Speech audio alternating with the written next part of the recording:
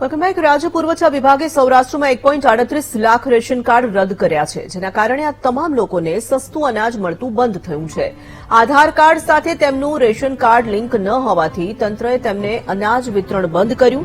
રાજકોટ, જામનગર, અમરેલી, જૂનાગઢ, પોરબંદર, દ્વારકા, ભાવનગર, સુરેન્દ્રનગર, ગીર સોમનાથ અને બોટાદ સહિતના જિલ્લામાં આ કાર્યવાહી કરવામાં આવી છે, જેથી લોકોમાં રોષ જોવા મળી રહ્યો છે। ઉલ્લેખનીય છે કે પુરવઠા વિભાગે રેશન કાર્ડને આધાર સાથે લિંક કરવા માટે સમય આપ્યો હતો। આમ છતાં 1,38,000 રેશન કાર્ડ ધારકોએ રેશન કાર્ડ આધાર સાથે લિંક કર્યું નહોતું, જેને લઈને આ તમામ લોકોને અનાજનું વિતરણ બંધ કરવામાં આવ્યું છે।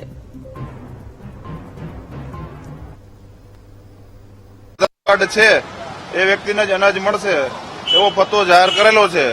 એના કારણે અત્યાર સુધી એવું થતું હતું કે કોઈ રેશન કાર્ડની જનસંખ્યા સપોઝ 5 વ્યક્તિ હોય તો 5માંથી એક વ્યક્તિનું આધાર કાર્ડ ન હતું તો 4 વ્યક્તિને એ લોકો અનાજ આપતા હતા।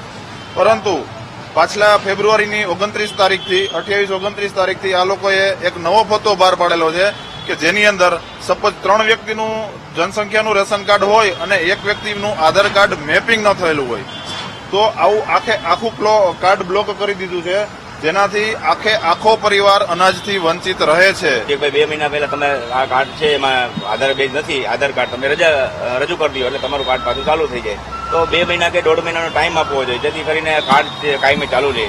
આમાં પરિસ્થિતિનું નિર્માણ એવું થશે કે દરેક દુકાને ઝઘડા થશે, આખા ગુજરાતની અંદર અરાજકતા ફેલાઈ જશે, ગ્રાહકો અને દુકાનદારો વચ્ચે એકદમ ઝઘડા થશે અને જે ખરેખર જે ગ્રાહક છે, જેને ખરેખર માલની જરૂરિયાત છે એવો માણસ આ વાલથી વંચિત રહેશે। સરકારશ્રીનો જે વાત છે કે આ ગુજરાતની અને દેશની અંદર કોઈ ભૂખ્યા ન રહેવું એના માટેની જે અન્ન સુરક્ષા યોજના છે એ યોજનામાં આવા જે નાના ઇસ્યુ કરી જો લોકો હેરાન થાય તો સરકારશ્રીને વિનંતી છે કે આ બાબતમાં પૂરતું ધ્યાન આપીએ। આ સાથે બુલેટિનની સમાપ્તિ।